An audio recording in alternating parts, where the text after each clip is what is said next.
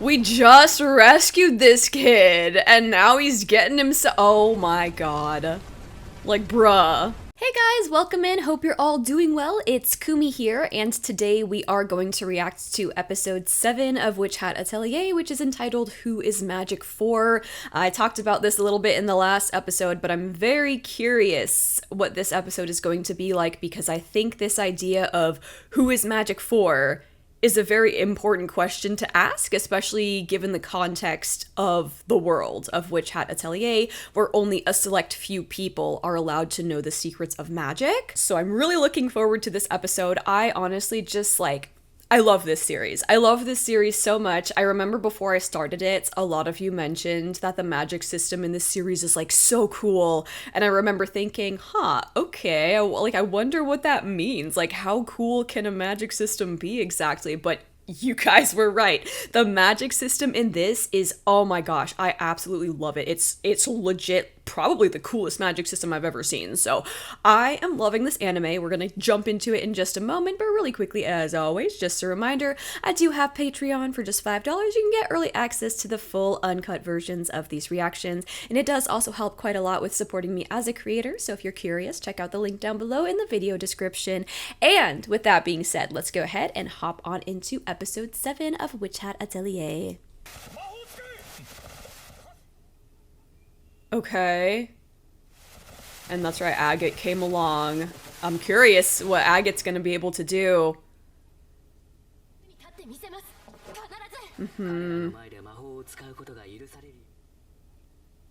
Oh, okay. Oh. Yeah. I was gonna say, yeah, I guess real world experience is probably helpful. A window-way exit at the site. Okay, nice. Okay. Yeah, nice. Okay, yep, you know what? That's nice for her.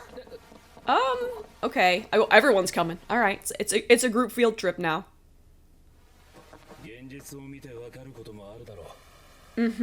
Yup.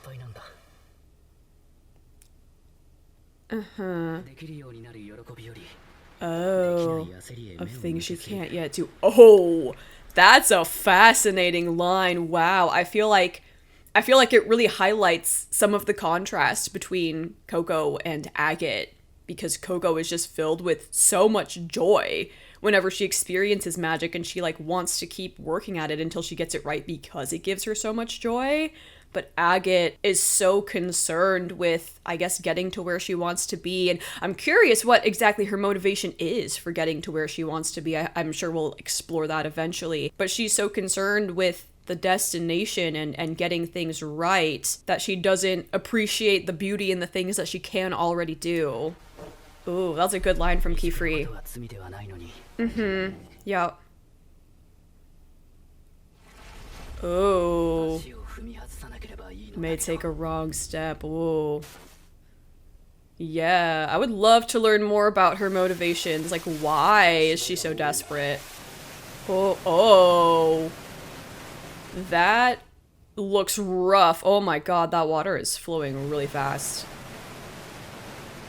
Ooh, yikes. I mean, qifrey's really good at water magic, so you would think that he can fix this. Oh? Oh, the rings!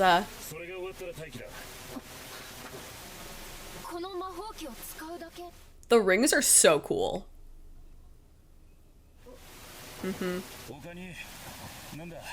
Yep, we gotta start somewhere. Oh, that was cool. They clipped it to the cloth.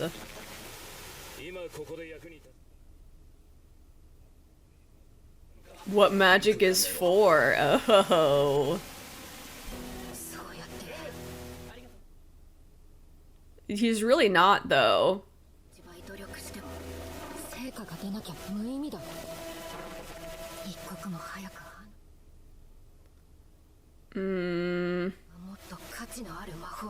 I don't think any of them think you're not a worthy witch, is the thing.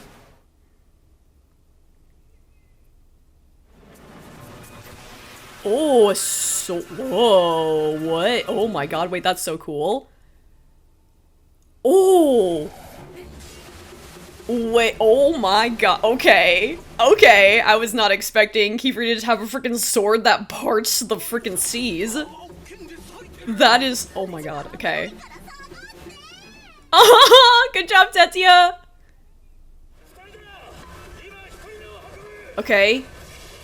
Ooh, yeah, that is a strong current. Yeah, oh, oi. This is way water. Hold the line. Oh. One more, okay, nice. Whoa. Dang, yo, qifrey just to really be out here fighting the water itself. Wow. Nice. Nice.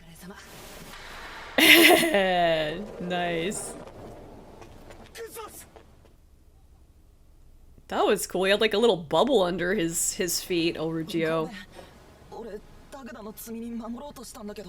Aww. Yeah. Oh, I'm glad we were able to help them.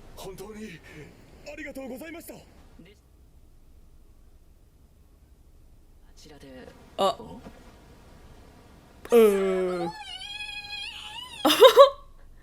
It is really cool. I would be pogging out too. What is this? Rain Cleaver. Oh, what a legit name too. Casting sea. Whoa. That's so cool. That's so cool. Nope. Yeah, I feel like that thing could go out of control really easily.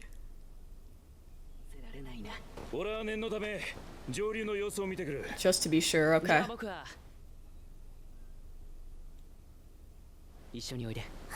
Aww. Oh. Ooh, Agate is not gonna be happy about this. Aw, little Miss Witch. Oh, she's so happy about it. Aww. Love that for you, Coco. Half of the cargo got swept away. Oh, what? No! Kustas! No! No! Do not! No! Oh my god, man.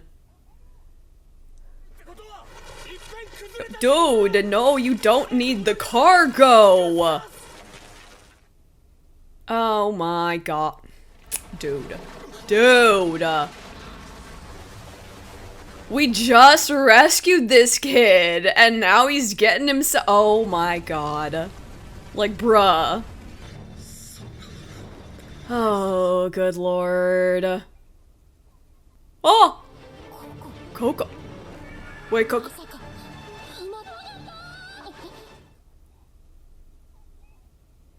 Oh, Coco!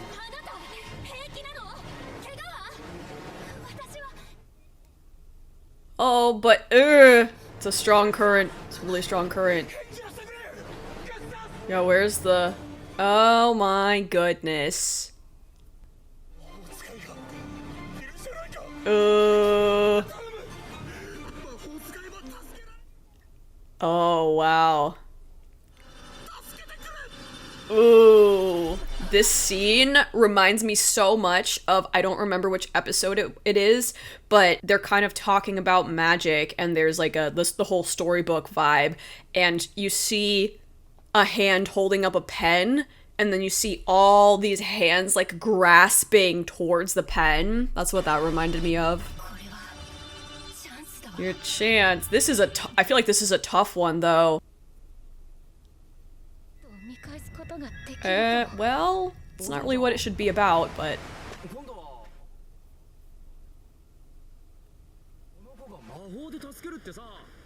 Yep. This reminds me so much of that scene. So much of that scene. Show what you can do, Agate. Whoa. Oh, okay. This is given some context. Not really sure, like... Oh. She's average. She's her daughter. Dang. Such high hopes. Oh. Okay, yeah. That gives a lot of context to why Agate is the way that she is. Sounds like she maybe has like a very famous mother. But she doesn't have like the same talent that her mother perhaps had. Yeah, is there anything COCO can do?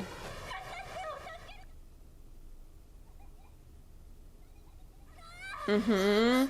And once again, we have that contrast where COCO wants to save Kustas and Agate wants to prove herself. What magic is for? Yeah, it's not so you can prove yourself. Okay, that's good.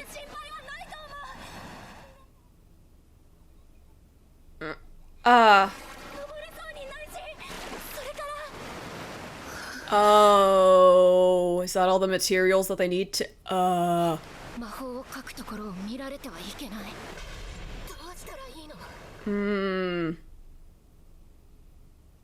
Could you tell them to turn around and close their eyes?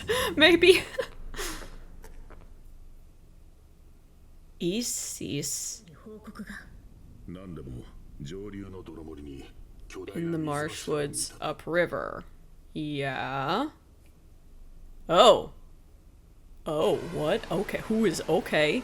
Huh. Oh, did she manage to get up? Okay.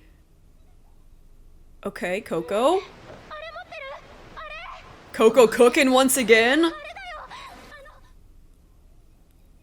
Oh.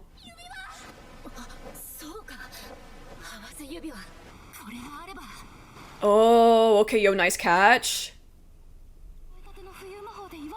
Oh. Okay, yeah. Dude, COCO is so smart. Oh my god. Don't doubt my girl yet.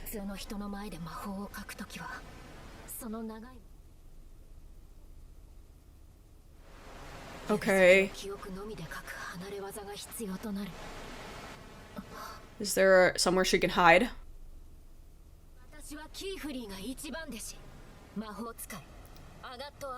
Arclum.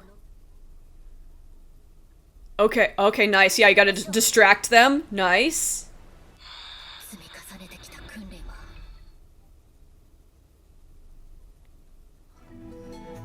Oh, oh, nice. Oh, oh my god. Yo, that's probably the best one she's drawn. Wait. It took the shape of a bird? What? That's so cool. Oh, wow. Yeah, that is wow. Wow, wow, wow. Okay, they're all distracted. Do it, COCO. Yeah, this is a much bigger thing than the yam, but we'd probably make it work. We're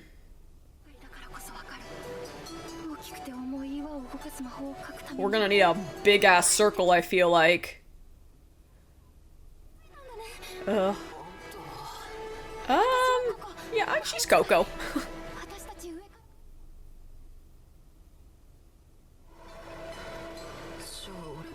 You are, but like, let's not do that again. And what did we learn?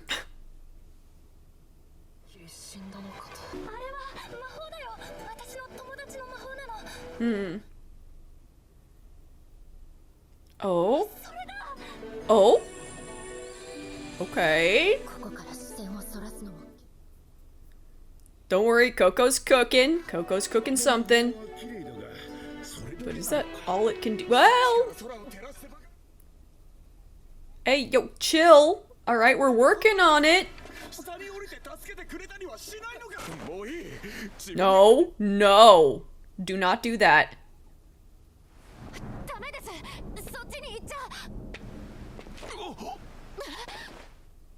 Oh? Oh, she used her. Oh!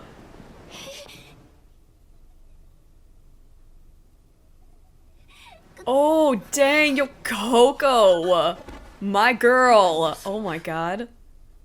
Coco is like a literal genius, dude. I'm not even joking.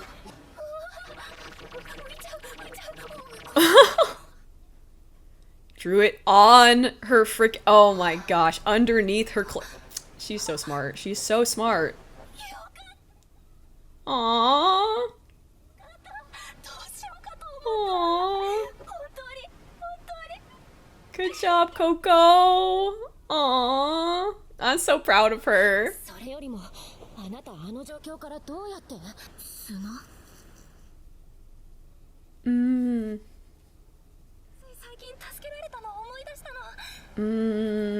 Okay.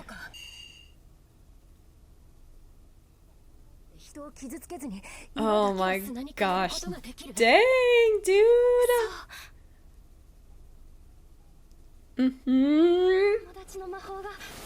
Aww.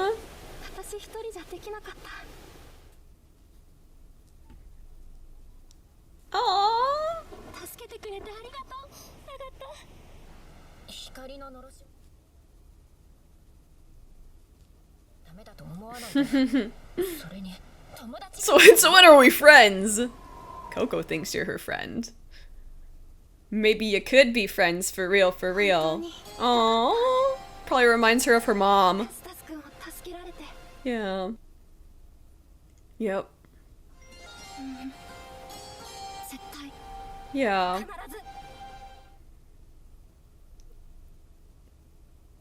Coco. Oh my gosh, I love Coco so much. I love how she incorporates things that she has learned. She's so good at taking what she's learned and using it effectively, you know? Like, oh my god. She really is so smart when it comes to figuring out a creative solution to a problem. Wait, what? Excuse me?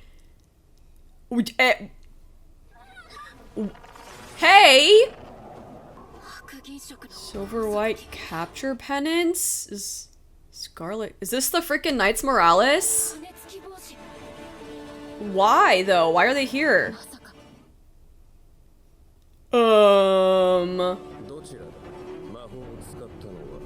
What? What spell?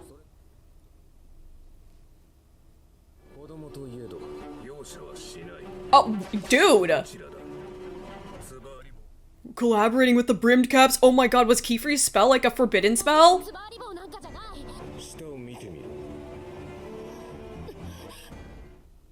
What? Wait, huh? What?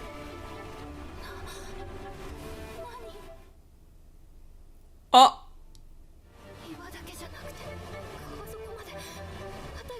Oh! Oh my god! Oh.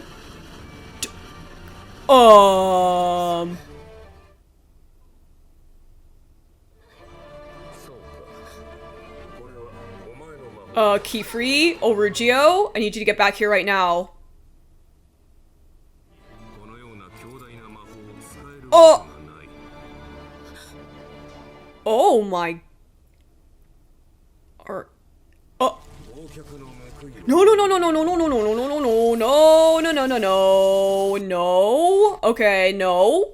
Oh my god, the misgivings of the Knights Morales. Oh my god, bro. Oh, that episode was so good. Okay, I'm pretty sure that she's not gonna actually get, like, obliviated or whatever they were about to do to her. I'm pretty sure that she's not gonna actually have her memories erased because I mean, the whole show is Witch Hat Atelier, and Coco's the main character, so I'm sure that maybe qifrey or Ulrugia are going to be able to come save her, but also, like, there's a part of me that's wondering what exactly can they do to save her? You know, like, how would they be able to convince the Knights Morales, I guess, is the question that I have in my mind. One thing I do want to talk about is just, I mean, just this entire scene. There's so many layers to this, but, like, first, I mean, what the heck with the sand? That is crazy that she turned the entire freaking riverbank into sand. And I have two thoughts about that. First, I'm wondering if perhaps that brimmed cap witch did something to her, because when Coco was sort of in that dream state and the brim capped witch was talking to her, the brimmed cap witch said that she would leave, or that they, I don't know the gender of the brimmed cap witch, but the brimmed cap witch said they would leave Coco with a gift. And then it kind of looked like the brim cap witch, like, turned into her hat. Obviously, I don't think the brimmed cap witch is, like, literally her hat, but I'm wondering if they did something to her hat in some way, or if that was just supposed to represent the fact that they did something to her. So, you know, again, I don't know what this gift is. I'm wondering if that has something to do with this outcome. I'm also wondering if maybe Coco is somehow special in a certain way, because, I mean, again, been wondering this whole time, why are the brim cap witches so obsessed with her? You know, like, why do they seem to want Coco so badly? Why did they say that Coco is like their only hope? Makes me wonder if, you know, there's something in her lineage that makes her particularly special, and perhaps that is what led to this outcome, or perhaps a combination of those two things, like her lineage and then also the whatever gift the brimmed cap witch gave her. I don't know, but this was fascinating, and I can't wait to unpack this, because what the heck? What the heck? I don't even know. And okay, so now that we have seen the Knights Morales, this does make me question this whole witch society of like the non-brim caps a lot. Because these guys, the Knights Morales, they're basically judge, jury, and executioner. And, like, the whole reason that we, in real life, have a separation of those things is because, like, no one person or no one entity should hold that degree of power, and I think that's correct. I don't think any one entity should be judge, jury, and executioner, but the Knights Morales are. And it's not even really like a quote-unquote fair trial. You know, they don't even give you a chance to explain yourself. They just go based off of their own assumptions, which to me does not seem fair at all. So, very curious to unpack more of this world, more of the structuring of this world of the non-brim cap witches, because obviously it's sort of been framed as if the non-brimmed cap witches are like the good guys and the brimmed cap witches are the bad guys, but it does seem like there are some aspects of non-brimmed cap witch society that are definitely very questionable. You know? Now, I think I've said this before, but I don't necessarily think that means the brimmed cap witches are good people.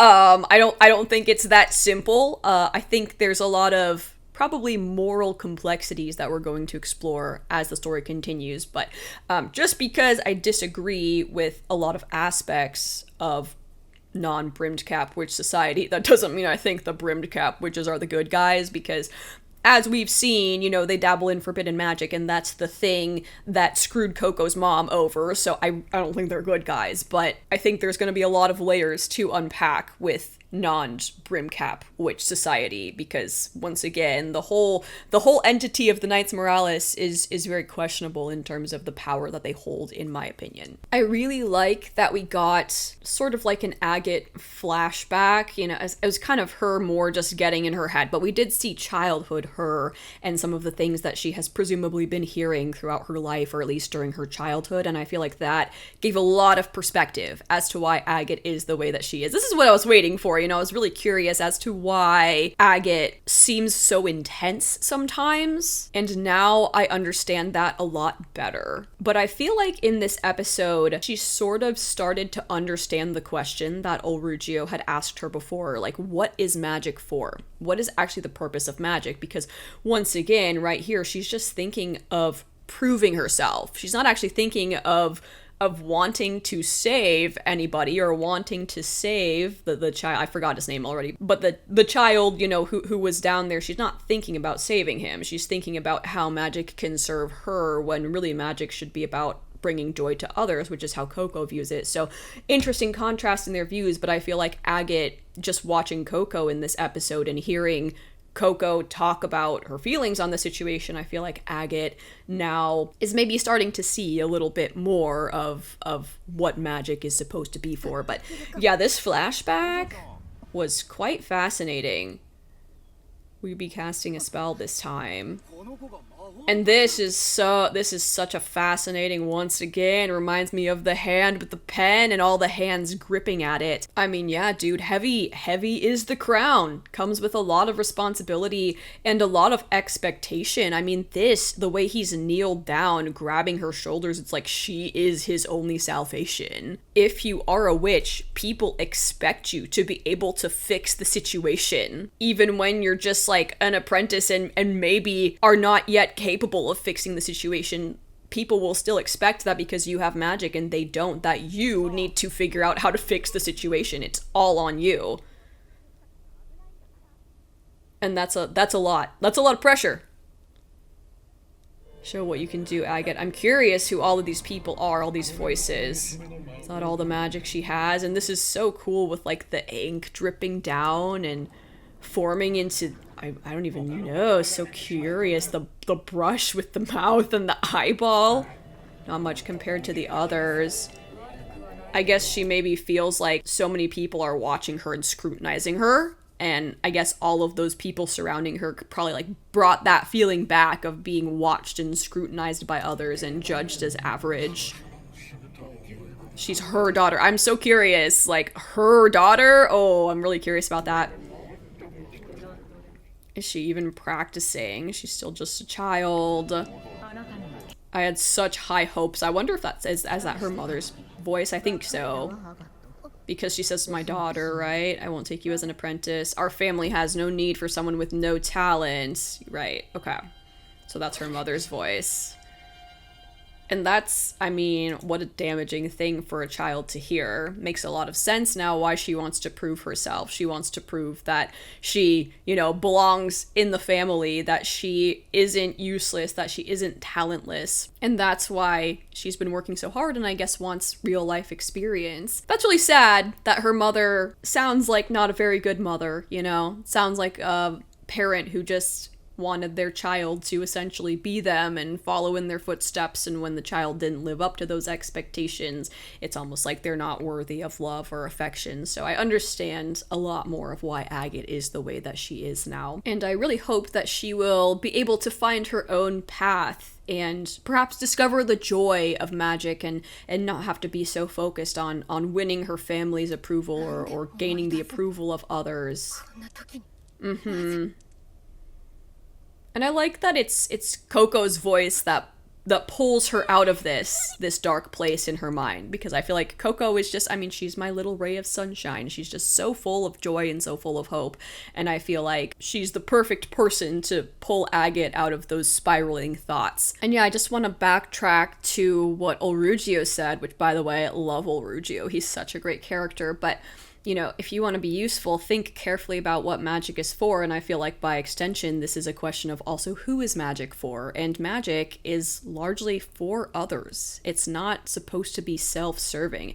Brings me back to I think it was episode 2, where qifrey talks about how magic is supposed to bring joy to other people. It's not supposed to be for yourself. So I love that Olrugio sort of poses this question to Agate. What is magic for? Who is magic for? Because I think that it's probably something Agate has never considered, and I feel like this is probably going to be an important part of her development and her growth as a character. But once again, I really don't blame her. I mean, I understand where she's coming from. I mean, her mom freaking sucks. It sounds like her whole family sucks, but obviously for a child, even if your family sucks, it's like a lot of times you still want their approval, you know? So I don't blame her for wanting to sort of like show them that she is capable and that she is a good witch and that she does have potential, you know? Very natural for a child to want to be loved and accepted by their family, and she probably believes that if she becomes like a great witch, then she will be loved and accepted, even though that's not how it should be. Obviously, love from a parent shouldn't be conditional, but as I said, it's pretty natural for children to still want that love from their parents, even if it's conditional love. I also gotta say, I just love COCO. I mean, I've said this in pretty much every episode, but I love how creative she is. And it's kind of funny because these brimmed cap witches, I feel like, want her to break the rules, but she always finds a creative solution to not break the rules, you know? I love how creative her mind is. I love how she thinks. I love how she's able to incorporate the things that she's learned in order to come up with creative solutions. Like, right here, she used what she had learned by watching Agate and the others during the Dragon Labyrinth episode. And she also kind of used her own idea from previously when she was at the Dada Range to do this, but obviously she knew that she wasn't supposed to allow the circle to be visible or let anyone see her drawing it, so she drew it underneath, and then she's using it as sort of like almost like a balloon or like a hot air balloon type of deal to float them back up. Like, oh, that's so cool. And I just appreciate her so much for her creativity. And then, okay, I'm sorry. Also, this freaking rain sword, they say it was like the rain splitter or the rain cutter or, oh my god. Rain carver, I think is what he called it. Oh my, this is, I mean, qifrey's just so cool. Like, he's so cool. The magic that he's capable of is just insane. That is incredible. Oh my god, like, I was not expecting qifrey to just whip out a freaking water sword and part the river. Like, okay, sure, man, that's crazy. That is so crazy. And then at the end, of course, we see like that giant plume of water. And now I'm like, okay, so is this a forbidden spell though? Because last episode we did, I mean, there was the implication that qifrey also has dabbled in forbidden magic because he was like, if they erase COCO's memories, they're gonna have to erase my memories too. So I'm kind of curious about this because, you know, then we have this scene later on where they're like, there was a big plume of water, a huge pillar of water was seen in the marsh woods upriver. And then this Knights Morales guy is like, okay, let's go. So, huh. Kind of want to watch the whole scene one more time.